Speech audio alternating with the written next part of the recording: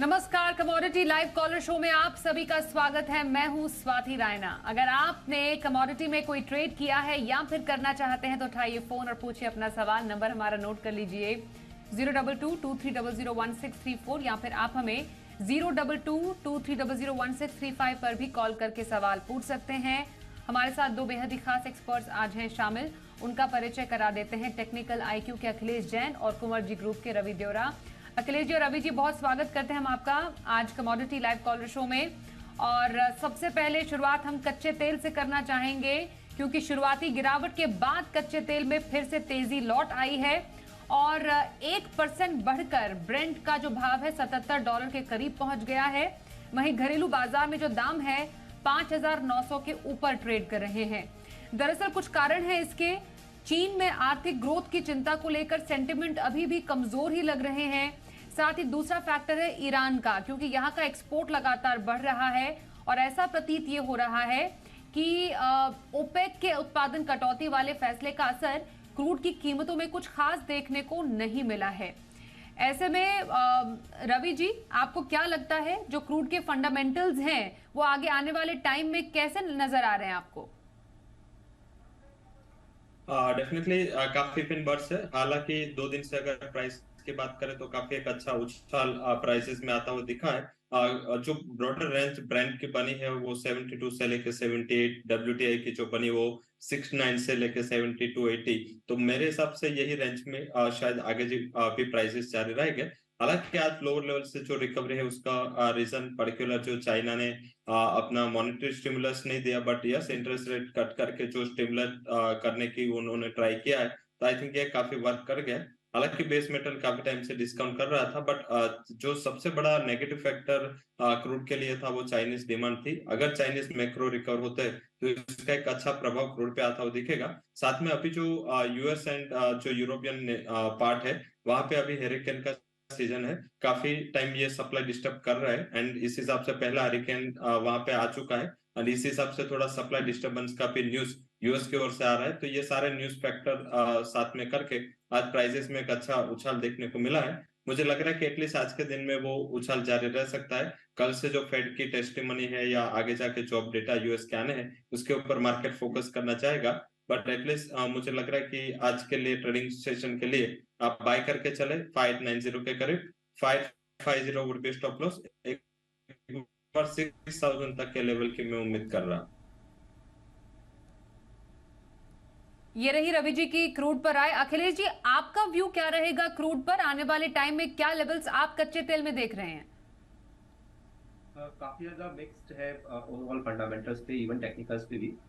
Technicals की अगर मैं बात करता हूँ तो यहाँ पे जो प्राइस है वो एक बात तो ये क्लियर लग रही है कि नीचे जो बॉटमिंग बनी थी 5620 के आसपास बार बार बाजार क्लोज हो रहे थे और उसके नीचे डिनाई हो रहा है बार बार चार्ट्स पर क्लोज होना। तो कहीं ना कहीं 5620 के आसपास एक बॉटम तो कंफर्म हो रहा है और उसका जो ओवरऑल ट्रेंड है वो अपसाइड बना हुआ है। But due to some other macro economic concern जो ये प्राइजेस हैं बार बार अपर साइड से रेजिस्टेंस ले रहे हैं विच इज अराउंड 6000 लेवल। तो मुझे लगता है कि जो क्रूड का जो ओवरऑल सेंटीमेंट है वो या ट्रेड है वो अभी इन्हीं भावों के बीच में रहेगा जब तक कि और यहाँ पे क्लैरिटी नहीं आती रिगार्डिंग रेट्स और चाइनीज डाटा को लेकर। तो मुझे लगता है फॉर ट्रेडिंग प्रोस्पेक्ट अगर यहाँ पे हम देखना चाहते हैं तो क्रूड को ऊपर की भाव पे यहाँ पे सेल कर सकते हैं अराउंड 5970 के आसपास अगर भाव मिलते हैं तो वहां पे एक बार शॉर्ट पोजीशन बना सकते हैं। इसमें 6005 का स्ट्रिक्ट स्टॉप लॉस रखिएगा।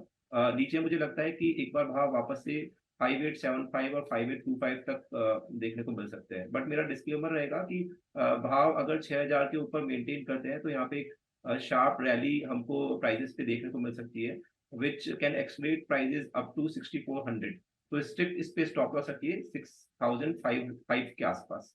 जी जी चलिए, कुछ कॉलर से भी बातचीत का सिलसिला शुरू करते हैं। हरियाणा से पवन जी इस वक्त हमारे साथ है। नमस्कार पवन जी, क्या सवाल है आपका? मैम मुझे ग्वार सीट पे पूछना जी है। पवन जी, सवाल पूछिए सर। मैडम ग्वार सीट हाँ पे हाँ पूछना है जी, अखिलेश जी से। क्या पूछना चाहेंगे? ग्वार सीट का लॉन्ग टर्म व्यू। ओके, ग्वार सीड में long term view Akhilesh ji आप क्या देख पा रहे हैं? क्योंकि हमने जो तेजी देखी थी खासतौर पर ग्वार में या ग्वारगम में, वो जो है वो तेजी टिक नहीं पाई है, तो फिलहाल क्या व्यू रहेगा लॉन्गर टर्म में?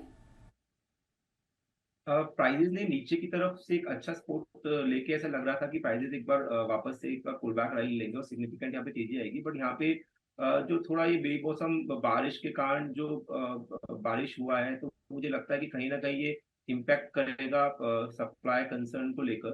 तो यहाँ से लगता है वापस से ये जो गम गंवार का वायदा है वो वापस से एक बार रेंज होना चाहिए, और मुझे लगता है कि अभी इस वायदा में कोई भी फ्रेश ट्रेड से अभी दूरी रहना चाहिए। अगर हम गंवार वायदे की बात करें तो जब तक भाव यहाँ पे 5400 के ऊपर नहीं जाते तो यहाँ पे कोई भी क्लियर कट एक बार तेजी नहीं लग रही है, और ये जो वायदा है वो 5070 से लेकर 5400 के बीच में मुझे ट्रेड करता हुआ दिख रहा है। अभी बंद बाजार अगस्त की बात करें 5250 के आसपास का यहाँ पे बंद है, तो ट्रेडिंग प्रोस्पेक्ट से अगर आप यहाँ पे ट्रेड लेना चाहते हैं तो यहाँ पे थोड़ा वेट करिए। भावों में अंदर अगर 60 से 70 रुपए यहाँ पे अभी डाउन जाता है तो 5150 के स्टॉप लॉस पे यहाँ पे आप बाय कर सकते हैं 5350 के टारगेट के लिए। वहीं जो गम का वायदा है, गम पे भी मैं एक बार यहाँ पे बोलना चाहूंगा, गम का वायदा है उसपे जब तक कोई क्लोज नहीं देता वीकली 10,200 10,500 रेंज के ऊपर, तब तक ये वायदा मुझे रेंज लगता है 9900 से लेकर यहाँ पर जो भाव है 10,500 के बीच में ही ट्रैवल करने चाहिए। तो अगर आप ट्रेडिंग कंसर्न से इसमें देख रहे हैं तो भाव अगर 9900 के आसपास आते हैं अगस्त वायदा के, तो वहां पे एक बार बाय बना सकते हैं 9800 के एसएल से। ऊपर में 10,200 से लेकर 10,500 तक के आप लक्ष्य रख सकते हैं। वहीं ऊपर की तरफ यहाँ पे बिकवाली भी कर सकते हैं, तो दोनों ही साइड का मूवमेंट रहेगा। मुझे लगता है यहाँ पे थोड़ा सा वेट एंड वॉच का रणनीति रखना चाहिए। भाव अभी काफी ज्यादा लोअर साइड पे है, हाजिर व्यापारी को यहाँ पर नीचे अगर एक डीप करेक्शन आता है तो वहां पे एक बाइंग की अपॉर्चुनिटी मिलेगी। बट हाल फिलहाल के लिए अभी इसमें ट्रेडिंग प्रोस्पेक्ट ही रखिए, और लॉट साइज कम, अगर आप वायदा में काम करते हैं तो मिनिमम लॉट साइज में काम करिए, और लेवल्स का स्पेशली ध्यान रखिए। बिल्कुल, ये रही ग्वार पर राय, ग्वार सीट पर अखिलेश जी की राय। वापिस से प्रकाश जी से भी जानते हैं उनका सवाल। नमस्कार, बताइए क्या पूछना चाहेंगे? मैं ये पूछना चाहता हूँ कि ये भाव से कॉपर में क्या लगता है? कॉपर के फंडामेंटल्स रवि जी कैसे नजर आ रहे हैं आपको? बेस मेटल्स में तो हमने कुछ मिला जुला रुख ही देखा, हालांकि कॉपर को छोड़ बाकी तमाम जो मेटल्स हैं लाल निशान में ही हमने देखे हैं, पर कॉपर का ट्रेंड किस ओर जाते हुए? बेसिकली ट्रेंड कॉपर का पॉजिटिव है, हालांकि जिंक एल्यूमिनियम एंड लीड है वहां पे एक टैपिड ट्रेंड में कारोबार हो रहा है, बट कॉपर में जो सप्लाई की दिक्कतें है वो थोड़ा बहुत प्राइसेस को सपोर्ट कर रहे हैं। वहां पे कैंसल वारंट रेशियो भी बढ़ रहा है, तो इस हिसाब से लग रहा है कि वैसे 800 के लेवल से ऑलमोस्ट 730 तक के प्राइस आ चुके हैं, तो ये एक क्लियर इंडिकेशन है कि आगे जाके जो प्राइसेस है उसमें थोड़ा यहाँ पे फर्मनेस दिखेगी। चाइना के अभी स्टिमुलस एक्शन का कोई इम्पैक्ट है वो आज नहीं दिखा था, क्योंकि चाइना में ऑलरेडी ये एक्सपेक्ट था एंड इस हिसाब से पैकेज पे आया है। मुझे लग रहा है कि ओवर पीरियड ऑफ टाइम कल यूएस बंद था, जैसे ही आगे डेटा आएंगे डॉलर इंडेक्स अगर जो फ्लैटन हुआ तो कॉपर में एक अच्छा उछाल देखने को मिल सकता है। ये लेवल पे बाय करें, 730 के करीब आप बाय का ट्रेड ले सकते हैं with stop loss of 7 to 6। Upper side मुझे लग रहा है कि as a part of short covering आपको 1 से 2 ट्रेडिंग सेशन में 742 तक के लेवल दिखने चाहिए। बिल्कुल, कॉपर पर ये रही राय रवि जी की। हमारे अगले कॉलर हमारे साथ हैं राजस्थान से अमृत जी। नमस्कार, बताइए क्या सवाल पूछना चाहेंगे? हेलो जी पूछिए सवाल अमृत जी। ये ग्वार में क्या चल रहा है सर? रोज मौसम के ऊपर चल रहा है ये। ग्वार पर आ जाइए, आपको क्या पूछना चाहेंगे? मौसम के ऊपर चल रहा है, रोज फ्लक्चुएशन आ रहा है, रोज का 100 का अप डाउन हो रहा है, मौसम कभी आया ही नहीं है। ठीक है, ग्वार पर अभी चर्चा हुई थी, पर अखिलेश जी एक बार फिर से अगर आप ग्वार पर कुछ फंडामेंटल्स बताएं, जो उतार चढ़ाव का जो दौर है ग्वार में वो थमता हुआ कब नजर आ सकता है? अभी रिसेंट जो यहाँ पे बिकवाली चल रही है और कंटिन्यूस हम प्राइसेस के अंदर प्रेशर हमको देखने को मिल रहा है। यहाँ पर निचले भाव पे हमको लग रहा था कि थोड़ा यहाँ से रिकवरी एक देगा, followed by other agris also, because as a pack पूरा एग्री यहाँ से लग रहा था कि बॉटमिंग देगा। बट आज यहाँ पर ड्यू टू ये जो बेमौसम बारिशें आ रहे हैं और तो सेंटिमेंट थोड़े से बिगड़े हैं, तो वापस से यहाँ पे क्या है, सेलिंग प्रेशर हमको देखने को मिला है। तो मुझे लगता है कि अभी कुछ दिन अभी ये जो वायदा है वो अभी भी साइडवेज चलता रहेगा, और कोई फ्रेश पोजीशन अभी बनाने से यहाँ पे बचना चाहिए। या तो हमको 5100 के नीचे के आसपास कहीं पे भाव मिलते हैं तो वहां से आप इसको एक्यूमुलेट कर सकते हैं, नहीं तो अभी वेट एंड वॉच करिए। 5400 के ऊपर जाने पर ही इसमें कोई बड़ी तेजी यहाँ पे नजर आ रही है। तो दोनों ही वायदा, गंवार की बात करें तो 5400 और गम की बात करें तो 10,500 के स्तर जब तक ये ऊपर नहीं तोड़ते तब तक यहाँ पे कोई बड़ी तेजी की संभावना नहीं है। ये वायदा भी मुझे लग रहा है कि साइडवेज ही रहना चाहिए। जी, मुंबई से अंकित जी से भी बात कर लेते हैं। नमस्कार अंकित जी, क्या सवाल है आपका? नमस्कार स्वाति जी, मेरा क्वेश्चन गोल्ड और सिल्वर पे है। आज शाम के लिए इंट्राडे के लिए गोल्ड और सिल्वर में क्या स्ट्रैटेजी बनानी चाहिए? जी रवि जी, शाम के सत्र के लिए गोल्ड और सिल्वर में क्या करें? मेरे हिसाब से अभी जिस हिसाब से प्राइसेस प्लेस है, थोड़ा शायद शाम के सत्र में थोड़ा मुनाफा वसूली सिल्वर में और एक्सटेंड हो। बट यस, गोल्ड मुझे लग रहा है कि फंडामेंटली बेटर प्लेस पे है। अभी 59,200 का चल रहा है। गोल्ड में आप क्या करें, एक थोड़ा स्टॉप लॉस लगा के 58,900 का बाय करें। अपर साइड मुझे लग रहा है कि एक सीमित अपसाइड आपको 59,320 तक दिख सकती है, तो आप गोल्ड में बाय कर सकते हैं। ये लेवल पे मुझे लग रहा है कि एक बेटर लेवल है, काफी 59,000 के लेवल को रिस्पेक्ट भी कर रहा है। और डॉलर इंडेक्स एंड ट्रेजरी काफी स्टेबल है। अगर कल या परसों की बात करें तो शायद वहां पे मुनाफा वसूली आ सकते हैं, जैसे फेड चेयर की टेस्टिमनी है, तो उसके बाद मैं एक्सपेक्ट कर रहा हूँ कि वोलेटिलिटी बढ़ेगी। बट एटलीस्ट आज के लिए जाना है तो मेरे हिसाब से बाइंग का ट्रेड बेटर रहेगा। सिल्वर की बात करें, सिल्वर में मुझे लग रहा है कि थोड़ा अंडर परफॉर्मेंस का टोन आज मॉर्निंग से है, थोड़ा ये जारी रह सकता है। इंटरनेशनल मार्केट में 24 के लेवल के आसपास फ्लिप हो रहा है, तो मुझे लग रहा है कि जब तक वो 2470 के ऊपर क्लोज नहीं होता, कोई बड़ी रैली की उम्मीद आज के लिए एटलीस्ट नहीं करनी चाहिए। तो लेवल स्पेसिफिक 70,300 एंड 70,380 के करीब उसको सेल करें with stop loss of 70,700। Down side 71,500 तक के लेवल दिखने चाहिए। तो मेरे हिसाब से सिल्वर में सेल करना एक बेटर स्ट्रेटेजी होगी, वहीं गोल्ड में आप बाय कर सकते हैं। कमोडिटी लाइव कॉलर शो में एक और दर्शक से बात करते हैं। हिसार से प्रवीण जी इस वक्त हमारे साथ हैं। नमस्कार, बताइए क्या सवाल है आपका? नमस्कार मैडम। जी मैडम, हम ये प्रोग्राम देखते हैं, रेगुलर व्यूअर हूँ मैं, तो ये इसलिए देखते हैं ताकि नॉलेज हो जाए, कोई ट्रेड अच्छी हो जाए। तो मैडम इसमें ऐसे एनालिस्ट आते हैं जैसे एसएमसी की वंदना भारती आ गई मैडम, एक आपके सहयोगी चैनल पे तो ये सेल करवा के जाती है गोल्ड, आपके चैनल पे बाय करवा के जाती है। तो मैडम कम से कम ऐसे एनालिस्ट को तो बैन कीजिए। मैं विद प्रूफ दे सकता हूँ, पिछले 20 दिन में इसने 3 बार ऐसी कॉल दी है कि आपके सहयोगी चैनल पे सेल करवा के जाती है, आपके चैनल पे बाय करवा के जाती है। सर आपका सवाल क्या है पहले बताइए। आज हमारे साथ रवि जी हैं और अखिलेश जी हैं, आप पहले सवाल पूछिए अपना, उनसे जानते हैं कि उनकी क्या राय रहेगी। मेरा सवाल ही यही है मैडम, मैं एनालिस्ट पे आपके चैनल पे आते हूँ तो कैसे आपका किसी कमोडिटी पे सवाल नहीं है? प्रवीण जी कमोडिटी पे कोई सवाल नहीं लेकर आए कि शिकायत ही लेकर आए अभी खाली? नहीं मैडम।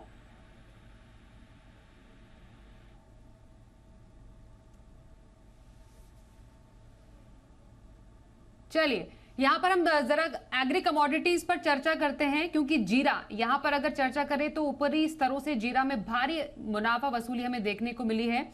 और यहाँ पर एक कॉलर हमारे साथ है, उनसे जरा समझ लेते हैं उनका सवाल क्या है, फिर हम जीरा पर भी बातचीत करेंगे। शिव कुमार जी नमस्कार, बताइए क्या सवाल है आपका? मैडम मैंने एक 52,000 रुपए पे एक जीरा बाय किया है।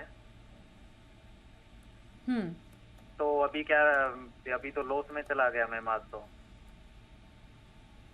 जीरा पे ही बात चल रही थी क्योंकि काफी मुनाफा वसूली हमने जीरे में देखी है। रवि जी जीरे पर क्या राय रहेगी? जरूर सर, मेरे हिसाब से अभी मीन्स अबव 50,000 वहां पे थोड़ा ट्रेड पोजीशन लेना वही रिस्क हो सकता है, क्योंकि प्राइसेस नीचे 17,000 के बढ़ के अभी 52 ऑलमोस्ट आ चुके हैं, और आपने थोड़ा हाई लेवल पे जीरा में बाई किया है।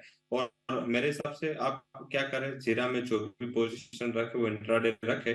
कल मॉर्निंग में ध्यान रखें 51,320 का अच्छा सपोर्ट है, ये सपोर्ट के स्टॉप लॉस के साथ रुके, बट कहीं ना कहीं आपका प्राइस मिलता है तो मेरे हिसाब से वहां पे एग्जिट हो जाना है। क्योंकि शॉर्ट टर्म में मुझे लग रहा है कि जो अभी वेदर अनसर्टनिटीज है ये सब है, तो इससे थोड़ा कमोडिटीज, एग्री कमोडिटीज वोलेटाइल रहेगी, और जिसका रिस्क शायद आपको रहेगा। पर्टिकुलर जीरा जैसे कमोडिटी जहाँ पे शॉर्ट टर्म में काफी अच्छी तेजी आई है, वहां पे एटलीस्ट बाइंग पोजीशन को कैरी करना थोड़ा रिस्की हो सकता है, बट यस कल आप स्टॉप लॉस के साथ रुक सकते हैं।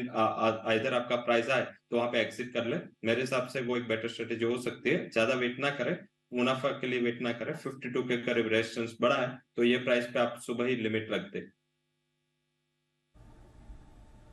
जी, अगले कॉलर हमारे साथ है कैलाश मोदी जी सादलपुर से। नमस्कार, बताइए क्या सवाल है आपका।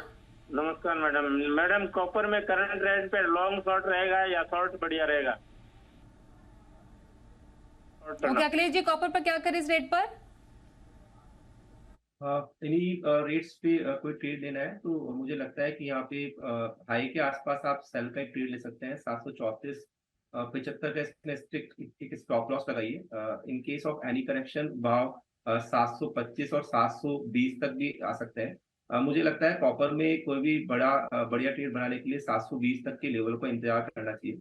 यहाँ पर फॉर ट्रेडिंग प्रोस्पेक्ट ओनली आप 733.50 के आसपास सेल करिए, 734.75 के इसके स्टॉप लॉस लगाइए। जी जी, वैभव इस वक्त हमारे साथ एक और कॉलर, उनसे बात करते हैं। नमस्कार, बताइए क्या सवाल है आपका। Ma'am good evening. मेरा सवाल ये है जी कि मुझे कमोडिटी में ट्रेडिंग स्टार्ट करनी है, तो मैं स्टार्टिंग कहाँ से करूँ? ओके, कमोडिटी में ट्रेडिंग स्टार्ट करनी है। रवि जी, मैं आपसे जान लेती हूँ कि जो एक फ्रेशर है जिसको कमोडिटी बाजार में एंट्री लेनी है, पहला कदम क्या हो? पहला कदम पेपर ट्रेडिंग होगा। आप डायरेक्ट ट्रेड ना करें। जो भी ट्रेड है आपको फंडामेंटली और न्यूज आधारित या आपको एनालिस्ट को जो फॉलो करते हैं उसके आधारित ट्रेड करते हैं, तो पहले 1 से 2 वीक आप पेपर में ट्रेड करें और आप मल्टीप्लाई करके आप आपका पीएनएल बनाए पहले, और ऐसे ही आपका मींस के आपको पता चलेगा कि मोमेंटम क्या रहती है, प्रॉफिट एंड लॉस क्या रहता है। उसके बाद आप लाइव ट्रेडिंग में जा सकते हैं। लाइव ट्रेडिंग में कमोडिटीज को चूज करें। ज्यादातर कमोडिटीज में मुझे लग रहा है कि थोड़ा बहुत सेफ्टी साइड देखे तो मेटल मींस कॉपर अच्छा सेफ है। मींस वहां पे वोलेटिलिटी थोड़ी लिमिटेड रहती है और प्राइस पे अगर निकल गए तो आगे फंडामेंटल वाइज प्राइस भी वो रेंज में आपको निकलने का मौका देते हैं। और दूसरा गोल्ड है। ये 2 कमोडिटी से स्टार्ट करें। आप धीरे धीरे स्टार्ट करें। गोल्ड के मिनी लॉट है, मिनी लॉट से स्टार्ट करें और कॉपर से स्टार्ट करें। स्ट्रिक्ट स्टॉप लॉस के साथ काम करें एंड पर्टिकुलर पहले 10-12 दिन आप देखें सिर्फ मार्केट को और न्यूज की क्या इम्पैक्ट आती है। और सबसे बड़ा आपको फैक्टर काम करेगा जो नॉन एग्री बास्केट है, उसमें होगा डॉलर इंडेक्स पे फोकस करें। अगर डॉलर बढ़ता है तो उसका नेगेटिव इम्पैक्ट है वो गोल्ड, सिल्वर एंड मेटल्स पे आता है। तो वहां पे आप कॉन्ट्रा ट्रेड करके व्यापार कर सकते हैं। फॉर एग्जांपल अभी 102.40 चल रहा है, यहाँ से अगर डॉलर इंडेक्स 102 हुआ तो ये कॉपर एंड बुलियन के लिए पॉजिटिव है। तो ऐसा छोटा छोटा ट्रेड करते रहे, इससे आपको मार्केट का जो नॉलेज है वो मिलेगा। और कमोडिटी ऐसी चीज है जिसमें लिमिटेड आइटम्स है और अगर इसमें आपकी थोड़ी एक्सपर्टाइज बन गई तो ये जो असेट क्लास है इसमें रिटर्न भी इतना ही अच्छा मिलता है। बट रिस्क का ध्यान रखें और स्टॉप लॉस का ध्यान। ओके, तो ये रही आपके लिए एक मिनी पाठशाला कमोडिटी की। अभी एक और कॉलर से बात करते हैं। हरियाणा से पंकज जी हमारे साथ है। नमस्कार, बताइए क्या सवाल है आपका। मैडम नमस्ते, मेरा सवाल नेचुरल गैस पे। मैडम इंट्राडे में नेचुरल गैस कहाँ तक जाएगी? क्या जानना चाहते हैं? नेचुरल गैस ओके, इंट्राडे में नेचुरल गैस के क्या लेवल्स देख रहे हैं आप Akhilesh ji? Okay Akhilesh ji, natural gas में काफी बढ़िया लग रहे हैं फंडामेंटल। इवन जो चार्ट स्ट्रक्चर है वो भी लाइक नीचे से एक सिग्निफिकेंट पुल बैक यहाँ पे मिली है नेचुरल गैस को। मुझे लगता है कि नेचुरल गैस में ये जो तेजी है वो बरकरार रहेगी। फिर भी मुझे लगता है कि अगर फ्रेश एंट्री लेनी है तो यहाँ पर 215 के लेवल के आसपास इस कॉन्ट्रैक्ट में बाइंग करना चाहिए। इसमें 211 का आप एक स्टॉप लॉस लगाइए। ऊपर में 225 तक के आपको भाव देखने को मिल सकते हैं। और by the end of this week maybe prices 230-31 के लेवल्स को भी टच करें। तो जब तक ये बाय द 211 के ऊपर बना हुआ है तब तक यहाँ पे बाय ऑन डिप्स की आप रणनीति रख सकते हैं। जी जी, चलिए इस शो को यहीं पर समेटने का वक्त आ गया है। रवि जी और अखिलेश जी दोनों का बहुत धन्यवाद करते हैं हमारे साथ इस कार्यक्रम में शामिल होने के लिए।